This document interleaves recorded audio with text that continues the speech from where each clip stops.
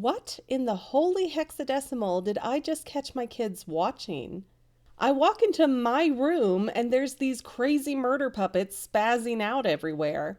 But then I stood there, utterly dumbfounded by a show that looks like the amazing world of Gumball dropped acid, and somehow I wanted to see more. And that, boys and girls, is how I was introduced to Don't Hug Me, I'm Scared. Now, let me preface this by saying that I try really hard not to look at other people's theories when I decide to work on a title, because I don't want to be influenced by someone else's opinions when I'm watching something new. And I definitely don't want to bother with a video that just rehashes and reserves the same ideas that somebody else has already figured out. There have been a couple of occasions where another vlogger has inspired me to make a spin-off video like The Theorizer, or Super Carlin Brothers, which actually inspired me to start this channel. But when I made counter videos, it was because I had more to add that they didn't cover, or I had my own ideas altogether.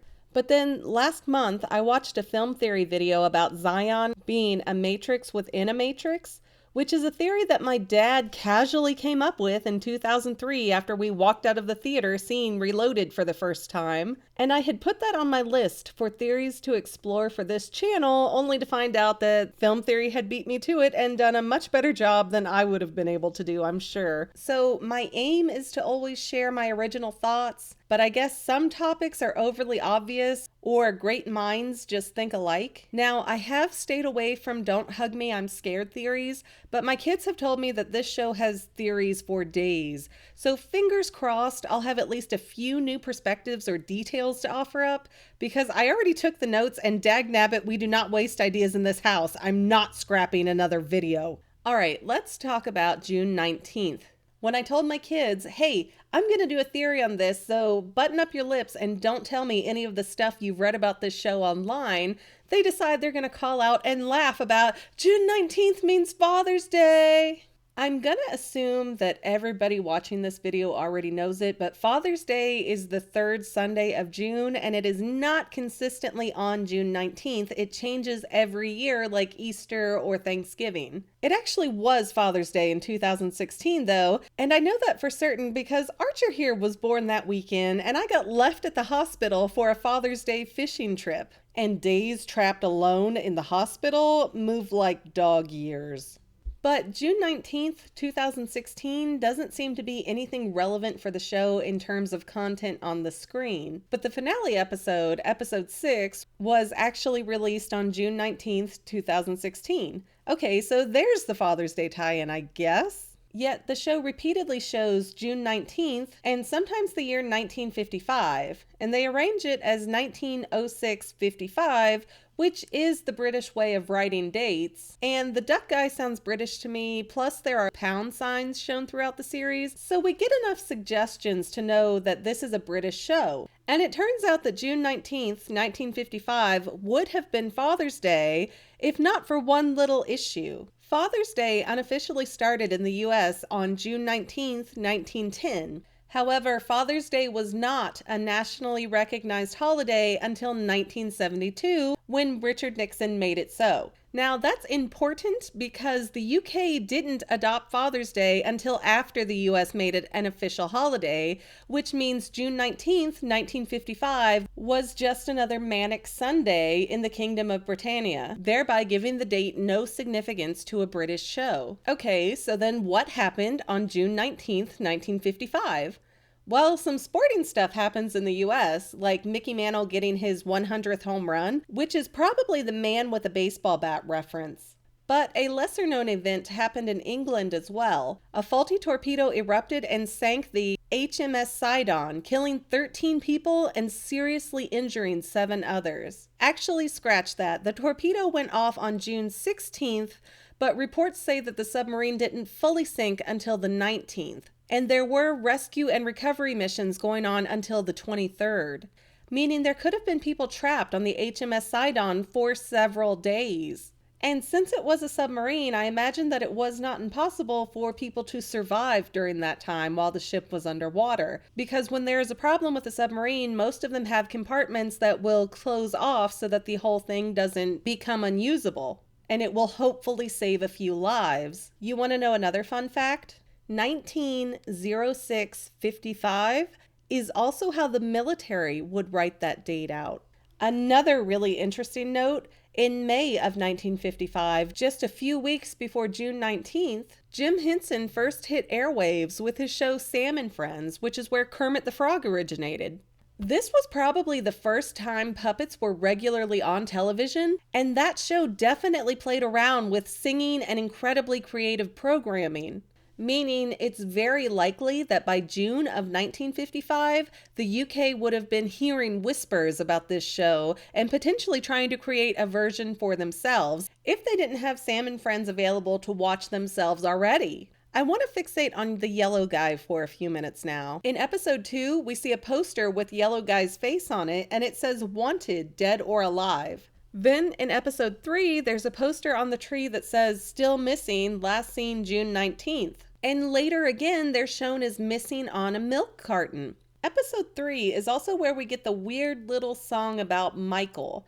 I've gotten the impression that Yellow Guy was Michael and that Michael's last name started with a D because Yellow Guy appears to have a D on his overalls. And if you didn't know already, everything in the military goes by a last name basis, so they would all call him by that last name. All his clothes would have that last name on it. His first name wouldn't exist anywhere except on paperwork. But Michael and Yellow Guy look vaguely similar to me, like that could be the human version of Yellow Guy. And Yellow Guy's lack of social graces and common sense could imply that he grew up in a way that restrained him from developing properly in those areas. So if Yellow Guy was Michael and Michael felt unloved and unwanted by his father enough to run away, it's likely to assume that he would have survived by stealing, which could earn him a wanted poster, eventually putting him in front of a judge. And a very, very common practice back in the day was to send wayward youth into the military instead of prison, with the hope that the military would put the young man on the right path in life.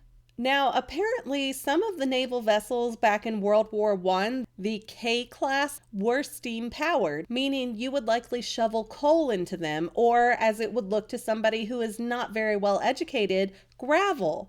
And you would do that in an almost identical manner to how Malcolm eats in episode 3. And no, the HMS Sidon was not a steam-powered submarine, but naval members often moved around to different ships throughout their career or for various training reasons. So it's a safe bet that if Yellow Guy were in the Navy, he probably had some experience shoveling fuel into an engine.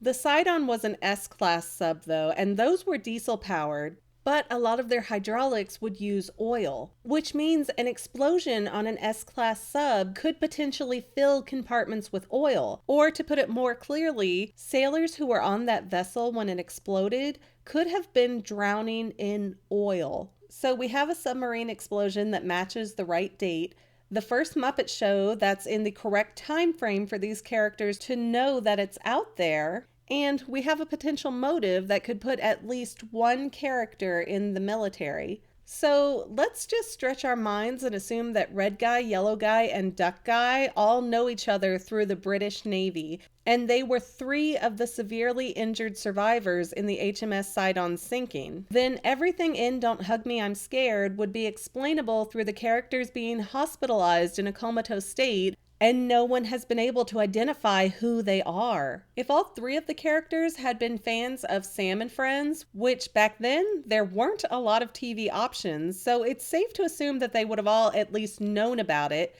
that could explain why they see themselves as these crazy puppet characters, because it's something playing on television in or near their rooms, or something that people around them are talking about.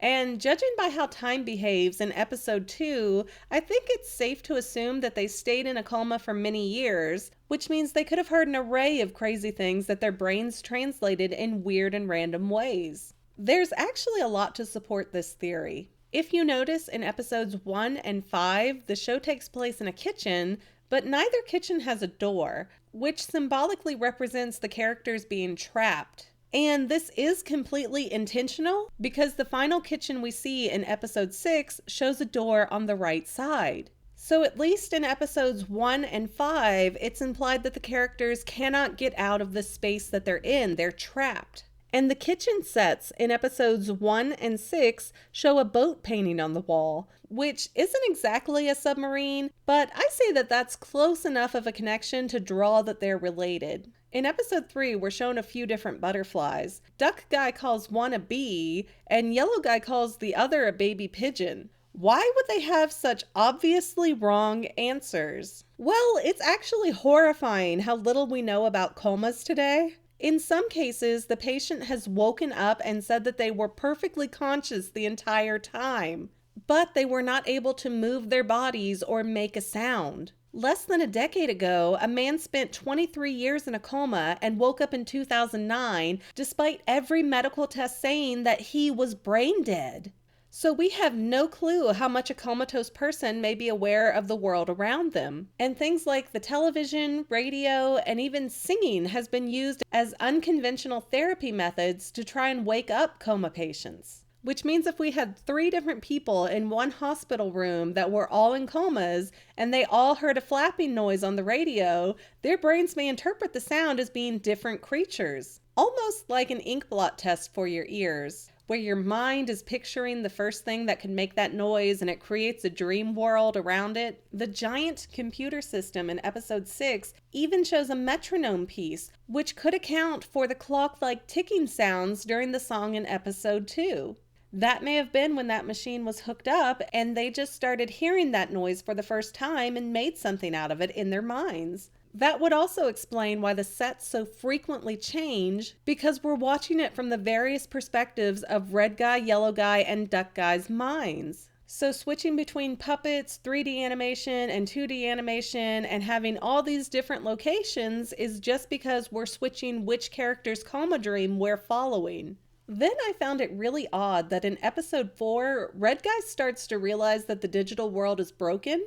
And as he exits the computer, he follows a cord into another room, sees that his life is a television show, and his head exploded. Red Guy broke his own reality, and I think that meant he woke up from his coma and came back to the real world, probably while a rerun of that television show they'd been watching was playing in the background.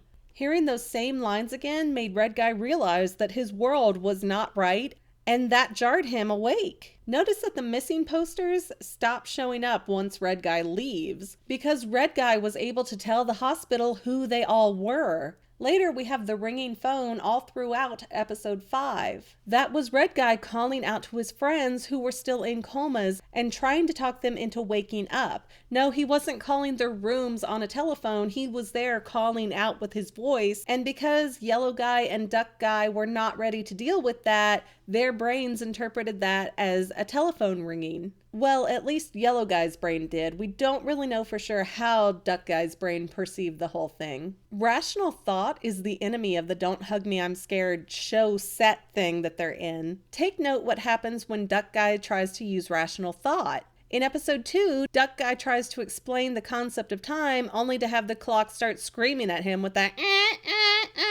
He got too close to realizing that he lived in an irrational world, and the results of that would have been unpredictable, and so his brain made the clock freak out so that he wouldn't question it and put himself in danger. In the same episode, there's also a line that goes something like, "Scrub, scrub, scrub till the water turns brown," which is actually what happens to water if you're washing off blood. That doesn't tend to happen if you're just washing off your dirt and sweat from the day. And turning a tub full of water brown would suggest there's a lot of blood, like from a major accident. In episode 5, Duck Guy answers the phone, aka he hears Red Guy speaking to them from the real world as a visitor in the hospital room. And as Duck Guy starts to figure out what's going on, the world he's in turns on him. Notice one of the last things that Duck Guy sees before leaving the kitchen are the legs of Red Guy, as if his consciousness was slipping back to him as he was leaving the fake coma dream world, and the two were combining in his brain. Duck Guy wakes up, but he's on an operating table, probably getting a surgery done to repair some missed internal damage that occurred when the Sidon blew up. We see Duck Guy looking around a blurry room, and he sees the TV show that he's been living in.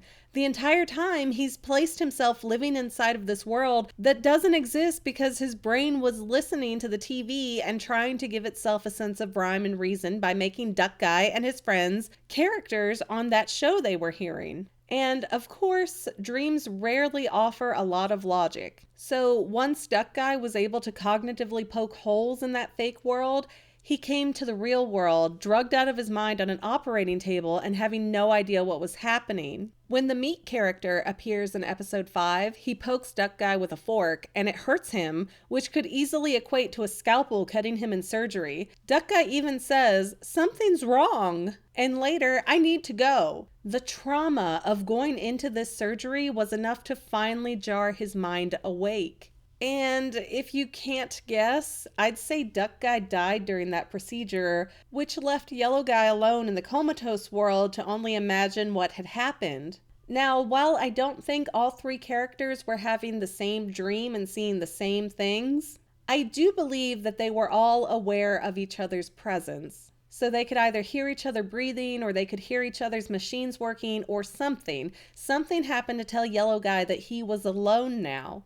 And in the mind of Yellow Guy, Duck Guy left because Yellow Guy had eaten him, which seems crazy, but our subconscious minds will fill in gaps in some crazy ways. I had a relative who was hospitalized and not in a good frame of mind, and at 70-something years old, she believed that she was going to go to jail for raping the male nurses. Because in her mind, she saw these hot guys and her brain took it from there in some crazy way. So you would be surprised at what people's brains can come up with. Then we see Yellow Guy refusing to answer the phone in episode 5.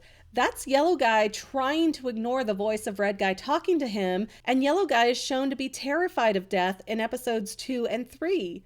That's because somewhere in his brain, he's aware of what has happened to his body, and his mind fears that he'll die if he tries to wake up. So it's trying to protect him by keeping him in that coma. I think there's support shown for this too when you look at the photo album Yellow Guy is crying into in episode 6. There's a picture of Duck Guy waving in the sunlight. He's waving goodbye because he's crossed over to a better place. He's happy now. Then Red Guy is shown as graduating, meaning he's also moved on with his life and left the comatose world. Yellow Guy doesn't even have a solo photo. He's stuck right where he is. Then there's a black and white photo of Roy, looking like he's about to get the Best Pedophile in the Universe title. Now, as youth fades, people start feeling regretful and nostalgic towards their younger days, which is where Roy comes in, I think.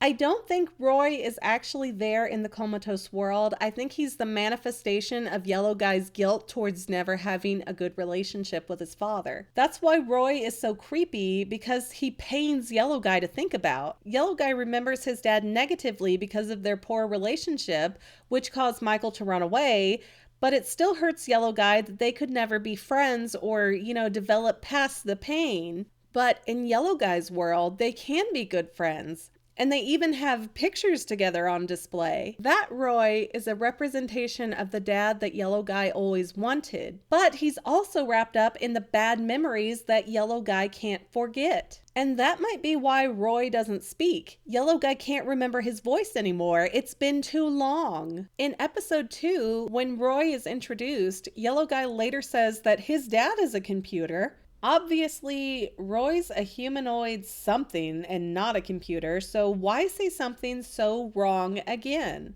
Well, check out the last few minutes of episode 6. Red Guy has moved on with his life, but he's floundering in the real world. He remembers living in this insanely interesting place before, but he doesn't know how to represent it in a way that anyone else can appreciate. So, feeling like a failure, Red Guy returns to visit his coma patient friend, Yellow Guy, in the hospital, and he stares at the machine keeping Yellow Guy alive. This machine, a computer that has been sustaining Yellow Guy's life for years, suddenly has Roy appear from the darkness, giving Red Guy permission to pull the plug. The regret of never reconciling with his father caused Yellow Guy to attach his love as a son to the only thing that ever supported him in his life. his actual life support machine. That's why Yellow Guy says, my dad is a computer. And not being able to wake up and see what's going on, I think Yellow Guy may be lumping in his life support machine and the television in his hospital room. And that's why Red Guy finds the two items combined. It's what Yellow Guy envisions that system looks like. Now, in the comatose world, Yellow Guy knows that the imaginary coma world is giving out in episode 6. And he's ready to pass on. That's why he's afraid of the dreams lamp. He does not want to be distracted or tormented anymore. He wants to leave that world behind like his friends did. And what happens when Yellow Guy refuses to go along with the comatose world any longer? His bed turns into oil and he starts sinking. He's drowning again, just like he did on board the HMS Sidon. Notice that the same type of oil gets poured onto Yellow Guy's painting in episode 1, so he seems to be almost haunted by this stuff. But then as Yellow Guy is drowning in his bed, the singing characters keep changing and Yellow Guy is refusing to go with the flow of insanity any longer, which is making him suffer more. Some of the characters that pop up are new characters. We've never seen them before. And we're told that the characters are changing because Red Guy is fiddling with the buttons. Or, more likely, he's changing the channels on a nearby television station, trying to find a station that calms Yellow Guy down over making him seem more distressed in his coma state. Here's where some details are extra important.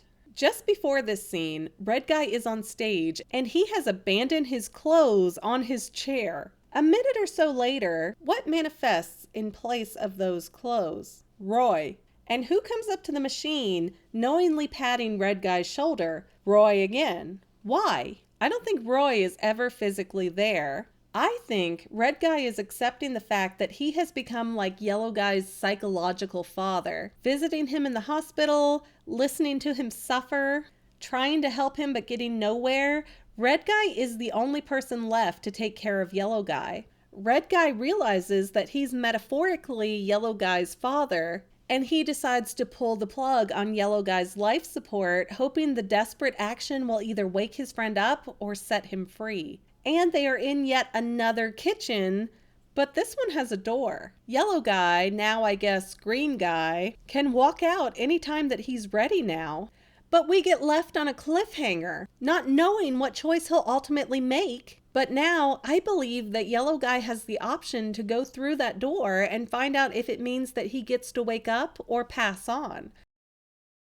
Thanks for watching this video, and if you liked it, I hope you'll like, subscribe, and check out what other videos are on my channel. Please definitely subscribe though, so that way you'll be notified when I make new videos. And if you really want to help me out, please share this video with people that you think would enjoy watching it.